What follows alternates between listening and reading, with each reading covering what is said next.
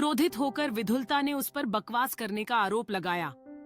विक्रेता ने कहा कि यह बकवास नहीं है और चूंकि वह उसकी कीमत नहीं समझ पाई है, इसलिए उसे हार मान लेनी चाहिए।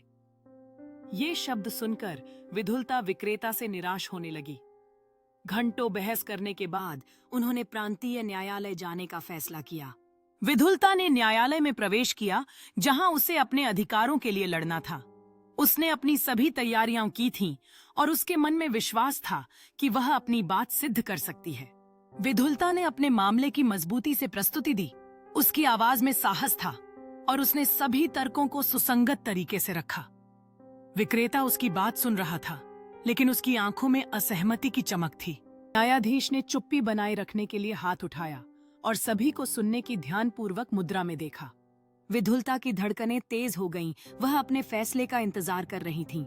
न्यायाधीश ने अपना फैसला सुनाया और वह हर शब्द के साथ गंभीरता से बोला। विधुलता की आंखें आश्चर्य से फैल गईं। उसने अपनी जबान चुप कराने के लिए मुंह को हाथ से ढक लिया। लकड़ी बेचने वाला जीत जाता है और अपने हाथों में स्वर्ण मुद्राएं लेकर खुशी से कोर्टरूम से बाहर निकलता है। वहीं विद्युलता की आंखों में आंसू हैं, उसे अपनी गलती का एहसास हो रहा है। जज ने विद्युलता की बात सुनी और फिर लकड़ी बेचने वाले से अपना स्पष्टीकरण मांगा। विक्रेता ने बताया कि उसे मुट्ठी भर अनाज चाहिए, यानी मुट्ठी भर अनाज। चूंकि वह ये बात समझ नहीं पाई, इसलिए विद्युलता हार गई और उसे अपना तख्ता उतारकर विक्रेता को 1000 स्वर्ण मुद्राएं देनी पड़ी।